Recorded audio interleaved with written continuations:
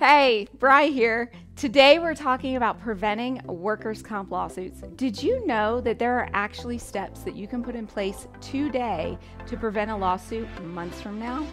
Let's get to it.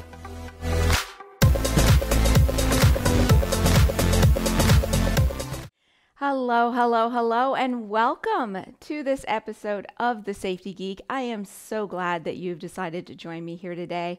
My name is Bri, your number one safety geek, and today we are talking about preventing lawsuits, specifically workers' comp lawsuits. Now, I have been a safety professional for nearly 20 years, and I have had my fair share of depositions, my fair share of injury trials, and dealing with legal action and all of that good stuff. And I have worked for employers where it was just a given. Every injury, there was a lawsuit, but I've also worked for employers where we only had a lawsuit maybe every 3 years. And what I've realized over the years is there are steps that you can take that are going to prevent lawsuits from happening, but you have to take them long before the injury happens. So you have to be very proactive if you want to avoid lawsuits. And the reason why we want to avoid them is they are expensive. I mean, the only person that benefits from a workers' comp lawsuit is generally the lawyer. You get me, right? They get their 40% cut, and the poor employee, he ends up with what he would have got whether or not they filed a lawsuit or not most of the time. Now, some lawsuits you're never going to be able to prevent, especially if it is a severe lawsuit or severe injury where they may never return to work again. So I had a case this one time where unfortunately the employee ended up a quadriplegic. Of course they were going to get legal action on that because they have to make sure that they're protecting their rights. So in those cases, you can't really fault the employee for hiring legal counsel. I actually even had a case one time where I was helping the employee try to get treatment. He had a torn rotator cuff. And we were trying to treat it, and the insurance company was just battling him at every turn. Even with me on the other side saying, this needs to be done, they just refused and over again. And even in that case, I was like, I don't fault him whatsoever for hiring an attorney because his rights were getting stompled on, basically. So there are cases where legal action is definitely warranted. But what I'm talking about today is when you have a lot of legal action on those smaller claims. So let's say that somebody gets like a herniated disc, or maybe they tore a rotator cuff, or they tore something in their knee, or they sprained their ankle really bad. And they're going to get treatment anyway under the workers' comp system, but then they also go out and they hire legal counsel, thinking that that's just the way to go. So those are the ones that I'm talking about. And if you're actually seeing a lot of those within your workplace, that is a signal that you have an issue with the culture at your facility. So definitely keep watching the Safety Geek and keep listening to the Safety Geek because that is what we talk about here, is how to change that culture. So before we get started today, I have 6 steps that you could take to prevent lawsuits at your workplace. So before we get started, I want to talk about why these lawsuits happen in the first place. So I want you to put yourself into your employee's shoes and think about why would they even go about hiring an attorney in the first place. And the first one is there's a poor relationship between the employer and the employee. So if you're working for a company where you just don't care about the company, you don't care about their goals, you're just there for the paycheck, and the supervisors, the managers, they don't really show any interest in you either, there is no friendly relationship in there, then that employee has nothing to lose than when they hire an attorney. Because during an injury, if an employee hires an attorney, generally they're going to lose their job through either voluntary resignation in the settlement, or the employer will figure out some way that they can't meet their new permanent restrictions and then terminate their employment. One way or another, it's generally how I'm seeing it happen. So if there is this poor relationship between the two of them and that employee has nothing to lose, then why wouldn't they, right? But if you can put that on the flip side and say, wait a minute, they want to keep their job, then they're less likely to hire that attorney. The second reason is distrust in the workers' comp system. So just like my employee where they just were not getting the treatment that they needed, that could be part of it. Maybe they have seen them, maybe they've had a previous poor experience, or they've seen somebody in their family have a poor experience. Then that creates distrust in the workers' comp insurance system. So then they feel like they need protection in order to get treated the way that they should, get the treatment and get back to being a whole person like they think that they should. Number 3 could be resentment towards the employer for their negligence. So if there was something in the facility that was a known hazard and the employer was not doing anything to mitigate that hazard, and then they were injured because of it, that creates resentment. So this is why you need to have like a really good safety program, and that you're identifying all those hazards and you're eliminating them, because you don't want to have anybody feeling like you were negligent, because they will immediately want to get legal counsel, and then that actually increases the cost of your claim too, because in some states you can get a separate settlement for negligence. And the last one is a disagreement with their medical treatment. So if you and the insurance company are saying, no, you don't need to go get this surgery, you just need to have PT, but the employee is thinking they need surgery, which this actually happened in my case where I was in an accident and I thought I needed surgery, and my insurance company didn't think that I did, and I actually had to hire legal counsel to get that worked out. So sometimes that is the case. That was an auto liability accident, not a workers' comp, but that's the case too. So that's why you want to make sure that you are knowing about any disagreements in medical treatment right away. So those are the 4 main reasons why I see employees file lawsuits. And I would look back into your legal history and kind of put yourself in that employee's shoes and say, why did they hire an attorney? And you can actually ask the employee that too, especially if the claim is done and gone and settled. Just go to them, say, hey, I'm doing some research. Can you tell me why you hired an attorney? And that can give you some insight, so that way you could put steps in place to prevent it in the future. All right, let me scroll through my notes here. All right, number 1, the first step that you can take to prevent lawsuits from happening is to make sure that your supervisors and your managers are creating a positive relationship with that employee. That means that they treat them like human beings, right? And like friends, because if they're friends with their supervisors, or friendly, we don't want them to be best buds or anything, but if they're friendly with their supervisors and their managers, they're less likely to sue. They're less likely to get legal counsel, because friends don't sue friends. I mean, there's then this open dialogue between everybody where they feel comfortable voicing their concerns, so that way you can address them right away. So make sure that your supervisors and managers are chatting with their employees regularly about non-work related things. How's the family? What are your hobbies? How was your weekend? What sports are you into? All of those types of things, that creates a positive relationship between the management team and the employees. And when you're asking questions about that employee, you're actually showing that you care about them, and it increases that empathy and increases all the positive feelings that they feel about the work. So that is step 1. Create that positive, have your supervisors create that positive relationship. And I believe I get into this further on, but you can have the positive relationship with the employees all day long, but that's not going to prevent the lawsuit. Because if they feel good about you, but they feel awful about their supervisor, they don't think they're suing you. They think they're suing the company. So they're still more likely to file that lawsuit. So you want to make sure that that positive relationship is with the management team, their department manager, their supervisor, and themselves. You should also have a positive relationship with them, but it's not as effective as when it comes from the supervisor. All right, number 2. You want to increase your employee engagement. And we did do a post on this recently. I will link to it somewhere, either in this video or in the show notes. So what employee engagement is, I'm not going to get too far into it because that post did have like 7 different steps. But what employee engagement is where that employee has the same goals as the company. Like there's pride in their work and they want to help the company meet their goals. So if you think about it, if you have that much attachment to your work, you would not want to leave that job. You would not want to do anything that would risk that job. Because even though there are other jobs out there, that is most of the time people will stay within their work because they like where they're working and they like the people that they work with. So if you can get them to have that feeling about your work, they're less likely to file the lawsuit, especially once they find out that voluntary resignation is going to be part of this settlement. And that is something, that is another prevention tool. I don't have that on my list of 6, but generally your defense counsel will have that. They will say that in order for the employee to settle their claim, they have to have voluntary resignation.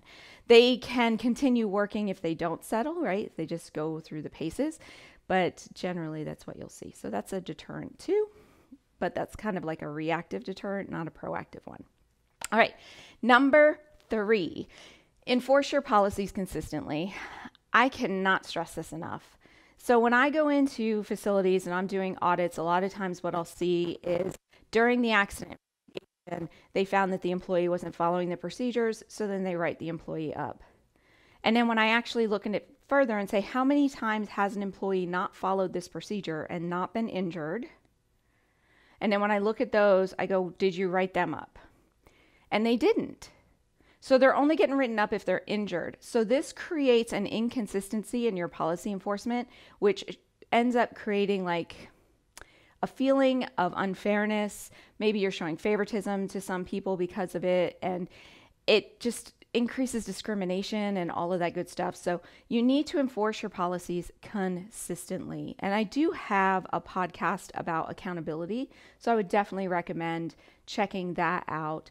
But if you could be consistent where you are applying your disciplinary action regardless of the results, you're gonna reduce the chance of a lawsuit. Because if you're just only writing them up, suspending them, terminating them, if they get injured, you're sending the message that you can violate the safety policies all day long, but just don't get injured from it. So the result should not affect the discipline. The behavior is what you're disciplining, not the result. Okay, number 4 is, we talked about building relationships with the employees. The second relationship you need to build is with your occupational health provider. So that is number 4, build a positive relationship with your occupational health provider. You should have one office that all of your injured employees are going to, so that you're working with just one main office. If they have different branches, that's fine, but I still like to use just like one main office that everybody goes to if possible. I've had locations like spread out and we just use like a chain within that group too. That works as well. But you want to have a positive relationship with that occupational health provider, know their processes, know the people that work there, get to know the doctor. So not only does that help you with your injuries, but if your employee comes to you and they're not happy with the treatment, which is one of the reasons why they would be filing a lawsuit, you know who to call, you know what to do. And because you already have that relationship, you can talk to that doctor's office and say, hey, we're having some trouble. So make sure that you're doing that. And when you have that really good relationship with your occupational health, they tend to treat the employees better too. Because especially if you're just going to one office, and if you're using that one office for everything, you're a big part of their bottom line and of their profits. So they're going to want to keep you happy so that you keep sending people there. So that is number 4, which is have a positive relationship with your occupational health. Number 5, we're getting down there. We got 2 left to go. Number 5 is follow up with your employee following every single doctor's visit. So these are the injuries. So like if an injury just is one doctor's visit, they're never going to file a lawsuit because no lawyer would take it. It's when they have those consistent doctor's visits that there's a chance that they're going to eventually give in to those commercials and their family influence and all of that good stuff and hire an attorney. So what you want to do is make sure that they have a good feeling about you, the company, the work, the medical provider following every doctor's visit. So you should be well aware of when your employees are going for follow-ups. And when they come back to work, the first thing they should be doing is turning the paperwork into you. So that way you can file it and make sure everybody has it. But then sit down with them and ask them, how did the appointment go? Are you happy with your treatment? Is there anything I can help you with? How are things going at home? And this is a key. A lot of safety managers don't like to talk about the employee's home life, but injuries at work affect their home life. Maybe they're not able to drive their kids to school or go pick up groceries or do chores around the house. You should know that because then you can maybe grab a team at work and help them out. So if you're helping your employees during the injury in that way, they are less likely to file a lawsuit. All right, so getting on to our last one, which is number 6, have the manager or supervisor check on them on a regular basis. Now, this applies to both people working within your facility on light duty and people that are off work on a no work status, more so on the no work status, right? But let's talk about the light duty people. So if they're working light duty, they turn their paperwork into you, you have that little conversation with them. That supervisor that they're reporting to should check on them too. Every so often, they should just go to them and say, hey, how's everything going? How's your treatment going? Are you happy with everything? How's the family? All that same thing. The supervisor and the manager should be checking in with them regularly too. Now, if they are on a no work status, you have an issue here. They are separated from you. You don't know what they're doing. They're at home doing, God knows what, probably watching those commercials from lawyers over and over again, right? And the longer that they're off work, they're starting to feel a disconnect between work and home. And they may feel like they're never going to come back. So you have to build that engagement with them, even when they're sitting at home. And when I say you, I don't actually mean you. I mean your supervisors and your managers. It has to come from them. It can't come from you. So there are things that you can do with a person that is stuck on a no work status. And generally, this is what I see, is someone is severely injured. Let's say that they had an injury so bad their leg got amputated, right? That first week or two, they're getting lots of visitors. Everyone's checking in on them. They're getting flowers. They're getting chocolates. They're getting all that good stuff. They get cards signed from everybody. And then it's crickets because everybody forgets about them because life goes on. We have widgets to make, right? So what you need to do is set up a process where you are regularly checking in with them, sending them a card, a text, an email. And when I say you, I do mean the supervisors. So you need to make it so that way your supervisors are doing these things. Getting on the phone with them every week, every 10 days, and just talking and catching them up on the workplace gossip. Maybe inviting them to lunch in the cafeteria one day a week.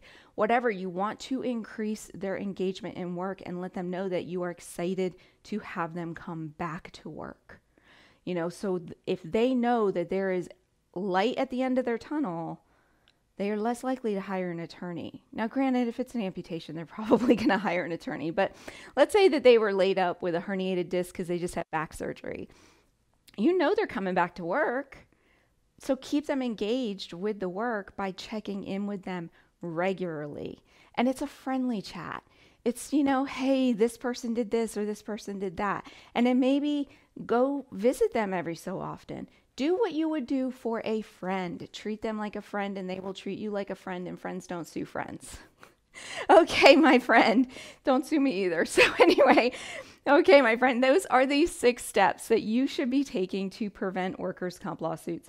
I said that they were all proactive, but that last one, now that I'm saying it out loud, is actually kind of reactive, but you can put the processes in place ahead of time. And what's so good about that last one is that when you're doing that for the injured worker, everybody else who works at the company is seeing you do it.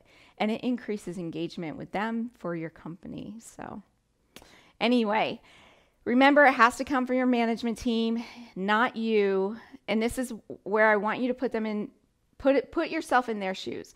Let's say that you, as the safety manager, were walking around and got hit by a forklift and you were laid up on a no work status. And the only person you heard from was the HR manager or somebody from the HR team. That's why it has to come. Do you see that feeling? You see a feeling that you get like the only person checking on me is HR? They're just looking to cover their back. But what if you were in that same situation and your supervisor called you or your manager called you? That's why it's so important that it comes from them and not from you. So keep that in mind. I kind of like that analogy because you don't want them to feel abandoned. That's the big thing. Okay, my safety friend, thank you so much for sticking with me through this episode. And I hope that you put some of these 6 items to use. I want you to pick one of them and start putting it in place, and hop on over to the show notes for this episode. There's a link in the description, and leave me a comment and tell me how it went for you and what you've been doing to help prevent your workers' comp lawsuits. And in the meantime, have an amazing and safe day, and I will chat with you next week. Bye-bye.